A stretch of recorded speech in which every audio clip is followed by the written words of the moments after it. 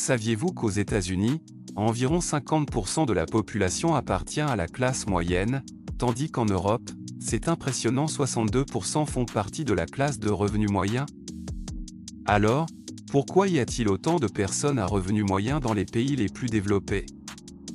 Eh bien, c'est parce que la plupart des gens commettent les mêmes erreurs encore et encore. Avant de commencer, abonnez-vous à notre chaîne et laissez vos avis en commentaire, cela nous aide à agrandir notre chaîne et à vous fournir plus des contenus. Vous avez aussi en description de cette vidéo les liens des meilleurs livres à lire pour atteindre votre liberté financière. Et c'est pourquoi ils sont pris au piège de la classe moyenne, ce qui empêche beaucoup d'entre eux d'accéder à la classe moyenne supérieure, voire aux échelons supérieurs de la société. Vous avez déjà entendu parler de l'expression « économe en centimes, prodigue en livres ». Eh bien, ce n'est pas seulement une question d'être prudent avec l'argent, c'est une question d'intelligence. Et la plupart des gens ne comprennent tout simplement pas cela. Beaucoup de personnes de la classe moyenne se retrouvent dans une impasse. Pourquoi? Parce qu'elles cherchent de l'inspiration autour d'elles et finissent par imiter leurs pairs de la classe moyenne. Malheureusement, ces pairs sont souvent eux-mêmes pris dans le célèbre cycle de la classe moyenne. Ce cycle est un piège de comportement financier et de décision. C'est précisément là que l'histoire d'Alan Jerry devient un témoignage de libération du moule de la classe moyenne. C'est une démonstration claire de la façon dont penser différemment, prendre des risques et faire des investissements intelligents peut vous sortir du piège de la classe moyenne. Alan Jerry, fils d'immigrants russes, a abandonné l'école secondaire pour rejoindre les marines. Après son service militaire, il a fondé une petite entreprise de réparation de téléviseurs avec les compétences acquises grâce à l'AG. Projet de loi. Mais voici où son histoire prend un tournant remarquable. En 1956, avec seulement $1500 gagnés grâce à son entreprise, il a fondé une société de câble distribution. Cette entreprise, alimentée par la vision et la détermination, a évolué pour devenir Cablevision. En 1996, Cablevision a été vendu à Time Warner pour environ 2,7 milliards de dollars. Revenons au sujet. Les nouveaux membres de la classe moyenne cherchant à s'intégrer ou à suivre ce qu'ils perçoivent comme des normes de réussite de la classe moyenne adoptent inconsciemment ces mêmes habitudes limitantes. Le résultat? Ils se retrouvent bloqués, incapables de passer à la classe supérieure, restant dans la classe moyenne pour le reste de leur vie. Maintenant, si vous visez à vous libérer de ce piège et à vous voir dans une classe supérieure dans les 5 à 10 prochaines années, alors cette vidéo est faite pour vous. Nous allons vous aider à comprendre et à vous orienter vers des hauteurs financières plus importantes en explorant 10 erreurs cruciales qui font de vous une personne de la classe moyenne pauvre, qu'aucune banque ne peut sauver. Alors, abonnez-vous à la chaîne et commençons. La première erreur qui fait de vous une personne de la classe moyenne pauvre est de ne pas maîtriser la règle essentielle de gagner, économiser et investir. Cette erreur est un piège courant qui empêche de nombreux membres de la classe moyenne de progresser financièrement.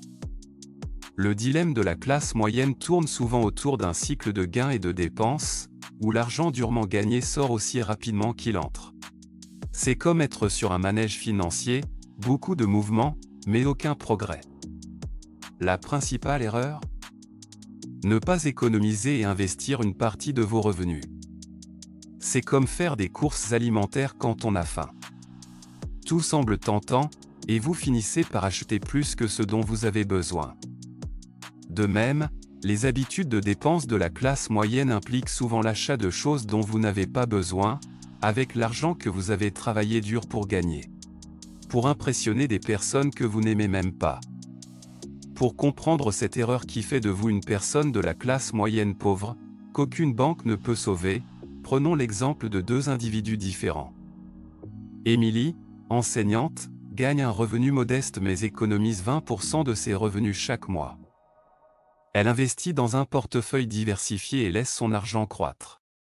Contrastons cela avec John, directeur commercial avec un revenu plus élevé, qui dépense son salaire entier dans des voitures de luxe et des gadgets haut de gamme. Avec le temps, les investissements d'Émilie se cumulent, et elle atteint l'indépendance financière, tandis que John lutte avec des dettes croissantes. De la même manière, imaginez deux personnages, Maya et Ethan. Maya est une épargnante avisée qui investit dans des actions et des obligations. Ethan, quant à lui, dépense son salaire dans les dernières technologies et des vêtements tendance. Après une décennie, le portefeuille de Maya lui permet de voyager et de poursuivre des hobbies, tandis qu'Ethan travaille toujours plus pour payer ses factures de carte de crédit. Voir, économiser ne consiste pas seulement à mettre de l'argent de côté. C'est créer une protection contre les incertitudes de la vie et construire une base pour des investissements futurs. C'est comme construire un barrage sur une rivière. Sans lui, l'eau, votre argent, s'écoule librement. Mais avec lui, vous maîtrisez le flux et créez un réservoir de ressources financières. Malheureusement, selon le rapport sur le fonds d'urgence de Bankrate, seuls 43% des personnes aux États-Unis pourraient payer une dépense d'urgence de 1000 $. Ensuite, investir est là où se produit la véritable magie de la création de richesse. C'est faire travailler votre argent pour vous. Pensez Y comme à l'embauche d'une équipe d'employés travailleurs, vos dollars, qui travaillent sans relâche pour gagner plus d'argent pour vous. Vous pouvez considérer votre parcours financier comme un voyage sur la route. Gagner, c'est comme faire le plein de votre voiture. Économiser, c'est planifier votre itinéraire, et investir, c'est appuyer sur l'accélérateur vers votre destination. Sans ces trois éléments, vous pourriez vous retrouver à tourner en rond. Comme le dit Robert Kiyosaki, l'auteur de Père riche, Père pauvre, les riches investissent leur argent et dépensent ce qui reste. Les pauvres dépensent leur argent et investissent ce qui reste. Cela souligne l'importance d'inverser l'état d'esprit qui prévaut dans la classe moyenne. Donc, erreur numéro 1. Ce qui fait de vous une classe moyenne pauvre, c'est négliger la règle de gagner, d'épargner et d'investir. En apprenant de cette erreur, vous pouvez vous mettre sur la voie de la sécurité financière et de la croissance, en échappant au piège de la classe moyenne où aucune banque ne peut vous sauver. Pour aller de l'avant, la prochaine erreur qui fait de vous un pauvre membre de la classe moyenne est de ne pas avoir d'assurance et de mettre moins l'accent sur la santé. Cet oubli est un facteur important qui empêche de nombreux membres de la classe moyenne d'atteindre la stabilité financière et la croissance. Le parcours de la classe moyenne est souvent semé d'embûches financières. Mais ne pas avoir d'assurance et négliger la santé peut être comparé à la navigation sur un navire sans canot de sauvetage et à l'ignorance des fuites. C'est une entreprise risquée qui peut faire chavirer votre bateau financier lorsque des tempêtes frappent. L'assurance agit comme un filet de sécurité financière, vous protégeant contre les dépenses imprévues qui peuvent faire dérailler votre budget et vos plans d'épargne.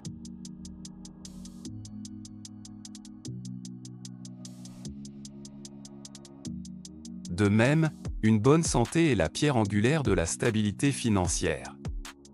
Le négliger peut entraîner des factures médicales élevées et une perte de revenus due à la maladie, épuisant rapidement vos économies durement gagnées. Pour illustrer cela, regardons un scénario fictif impliquant deux amis, Anna et Michael. Anna, soucieuse de sa santé, investit régulièrement dans une assurance maladie et maintient un mode de vie sain. Michael, quant à lui, considère l'assurance comme une dépense inutile et fait rarement attention à sa santé. Un jour, Michael fait face à une crise de santé, ce qui entraîne de lourdes factures médicales et une pause forcée du travail. Sans assurance ni économie, il se retrouve dans un bourbier financier. Anna, grâce à sa couverture d'assurance et à ses économies en matière de santé, fait face à ses problèmes de santé sans le stress supplémentaire de la ruine financière. Ce scénario n'est pas loin de la réalité. Selon un rapport de la Kaiser Family Foundation, la dette médicale est un problème courant aux États-Unis, de nombreuses personnes ayant du mal à payer de grosses factures médicales. Il souligne l'importance de l'assurance maladie pour se prémunir contre de telles charges financières. Ces systèmes médicaux n'est pas pareil en Europe. Dans certains pays, l'État participe beaucoup au financement de l'assurance de maladie. Le maintien de votre santé est tout aussi crucial. C'est comme garder votre voiture en parfait état. Un entretien régulier peut vous coûter cher, mais il permet d'éviter des dépenses plus importantes par la suite. Une étude menée par les Centers for Disease Control and Prevention, CDC, révèle que l'exercice régulier et une alimentation équilibrée peuvent réduire considérablement le risque de maladies chroniques, qui sont non seulement préjudiciables à votre santé, mais peuvent également être financièrement épuisants.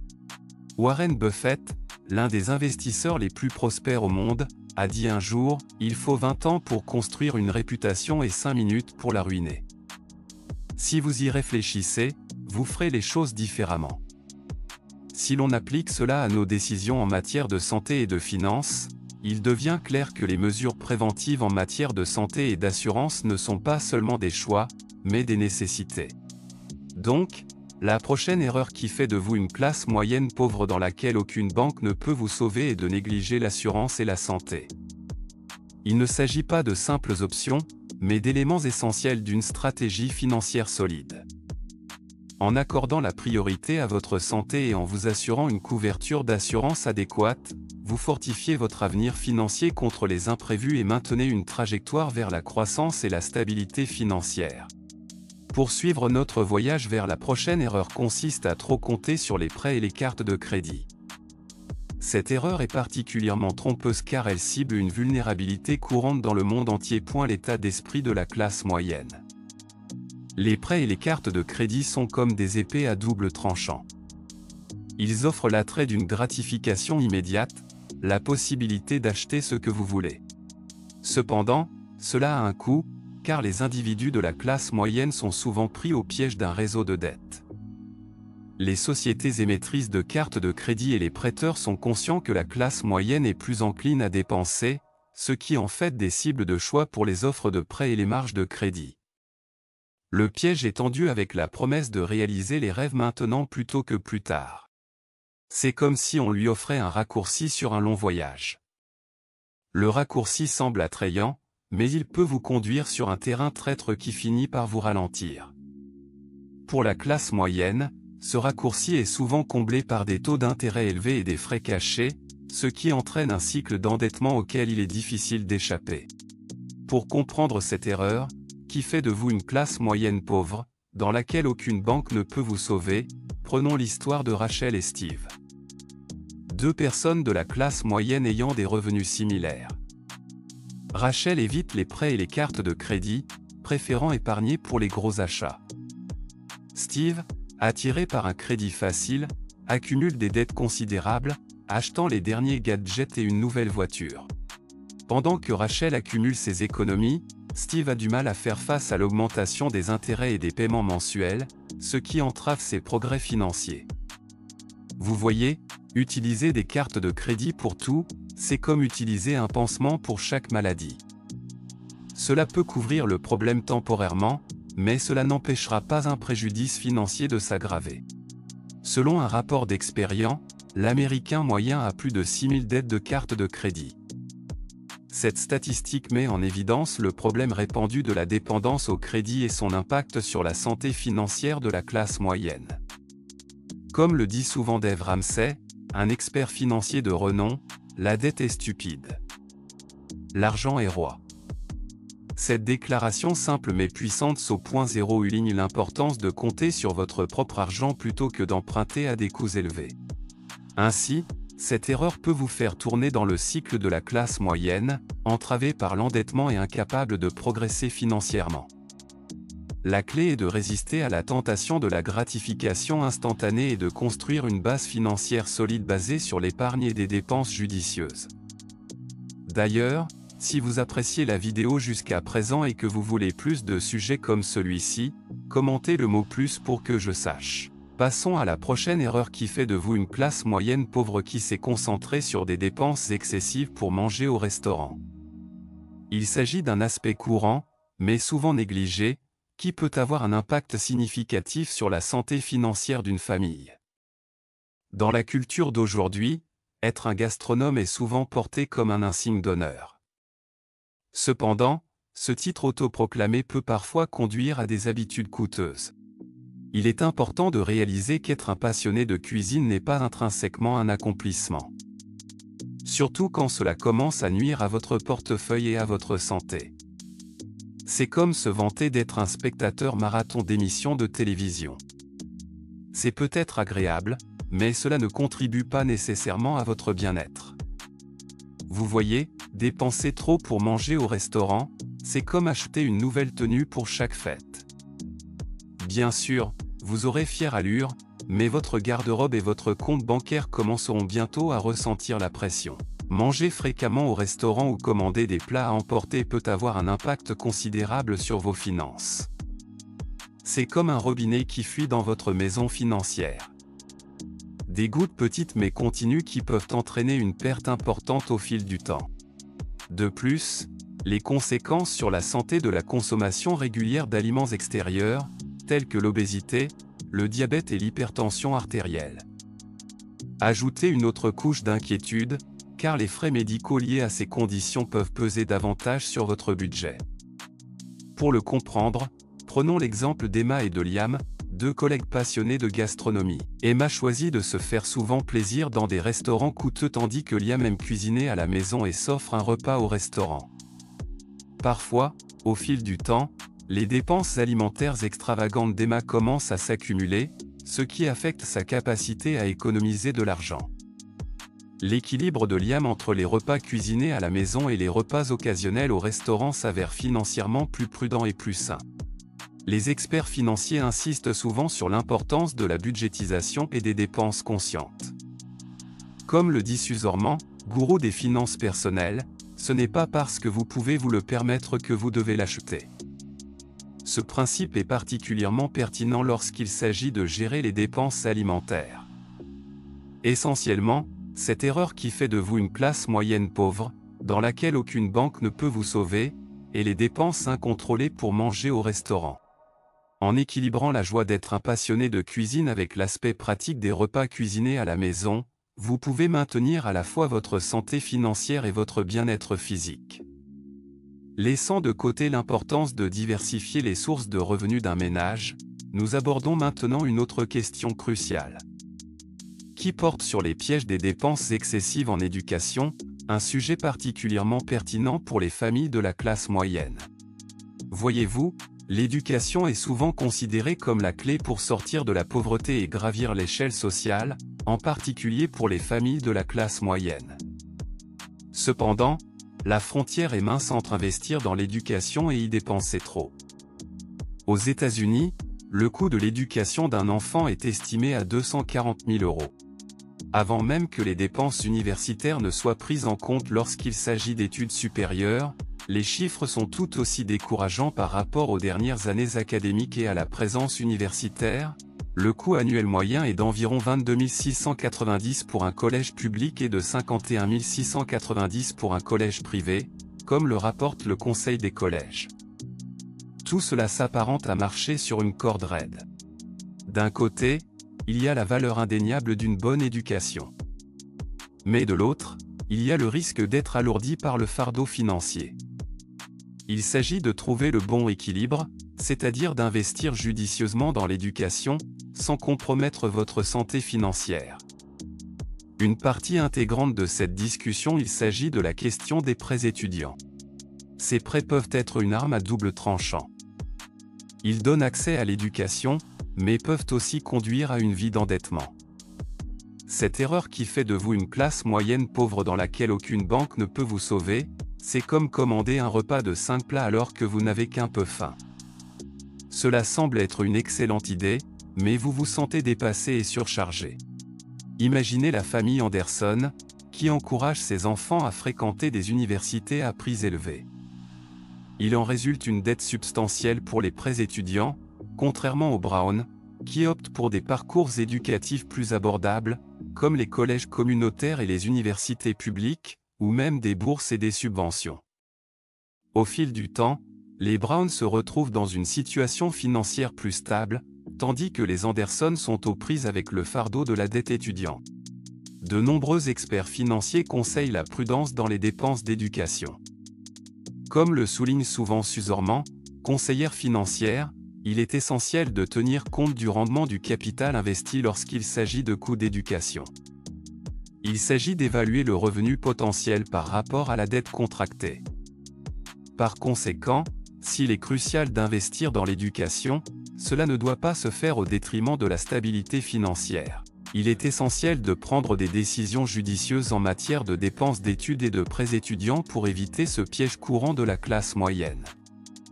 La prochaine erreur qui fait de vous une classe moyenne pauvre est la tendance à compter sur soi-même pour tout. Cette habitude, souvent enracinée dans le désir d'économiser de l'argent, peut paradoxalement entraîner une perte importante de temps et de revenus potentiels. Dans le but de réduire les coûts, de nombreux membres de la classe moyenne assument eux-mêmes des tâches, qu'il s'agisse de réparation domiciliaire ou de la gestion des finances personnelles. Bien que cette approche de bricolage puisse permettre d'économiser de l'argent dès le départ, elle se fait souvent au détriment d'un temps précieux qui pourrait être consacré à des activités plus productives, comme l'acquisition de nouvelles compétences ou l'obtention d'un revenu supplémentaire. Essayer de tout faire soi-même, c'est comme essayer de se couper les cheveux soi-même. Cela semble être une bonne idée jusqu'à ce que vous vous retrouviez avec une coupe de cheveux déséquilibrée et que vous deviez dépenser plus pour la réparer.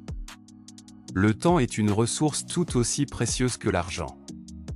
En consacrant des heures à des tâches qui pourraient être gérées efficacement par des professionnels ou des systèmes automatisés, vous pourriez économiser quelques dollars, mais perdre des occasions de gagner plus. Il est essentiel de peser le coût de votre temps par rapport aux économies potentielles que vous pourriez réaliser vous-même. Prenons l'exemple de deux familles, les Carter et les Smith. Les Carter insistent pour tout gérer eux-mêmes afin d'économiser de l'argent. Ils passent les week-ends et les soirées à effectuer diverses tâches. Qu'il s'agisse de réparation de voitures ou de déclaration de revenus, les Smiths choisissent toutefois d'externaliser certaines tâches, ce qui leur permet de se concentrer sur leurs activités secondaires et leur famille. Au fil du temps, les Smiths gagnent non seulement du temps, mais augmentent également leurs revenus, tandis que les Carter se retrouvent coincés dans un cycle de travail constant avec des progrès financiers limités. Cette approche est validée par des études de gestion du temps, qui soulignent l'importance de déléguer ou d'externaliser des activités non essentielles pour se concentrer sur des tâches à forte valeur ajoutée.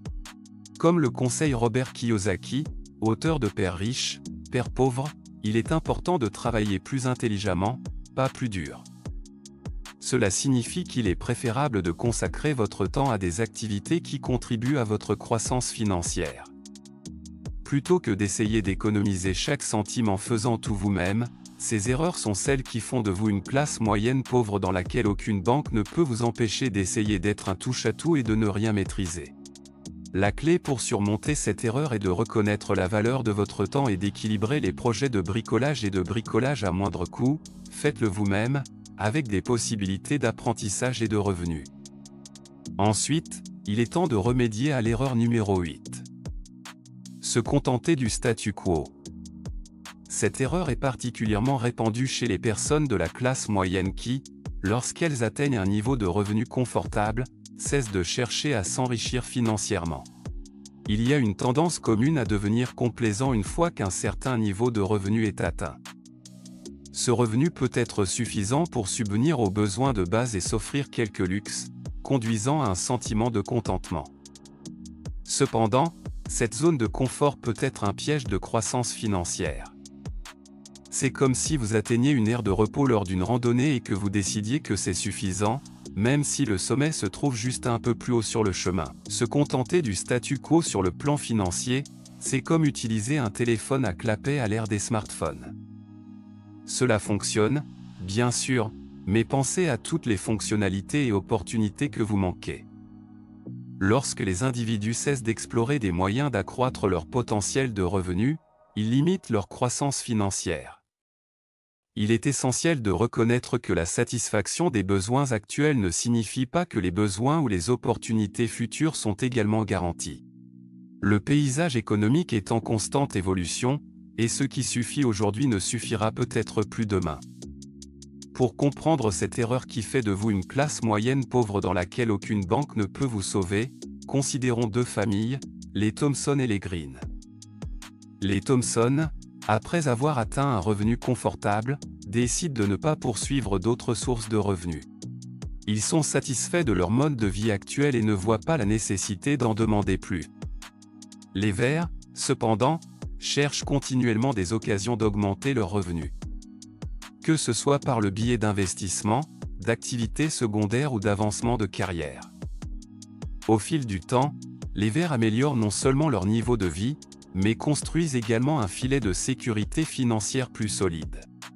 Ceci s'appuie sur les théories de la croissance financière, qui suggèrent que l'amélioration et l'adaptation continue sont essentielles à la réussite financière à long terme. Comme le dit souvent le gourou de la finance Grant Cardone, le succès est votre devoir, votre obligation et votre responsabilité. Cette mentalité encourage la recherche continue de l'amélioration et de la croissance, plutôt que de se contenter de ce que l'on a déjà. Donc, l'erreur numéro 8, qui fait de vous une classe moyenne pauvre dans laquelle aucune banque ne peut vous sauver, est de devenir trop à l'aise avec le statu quo.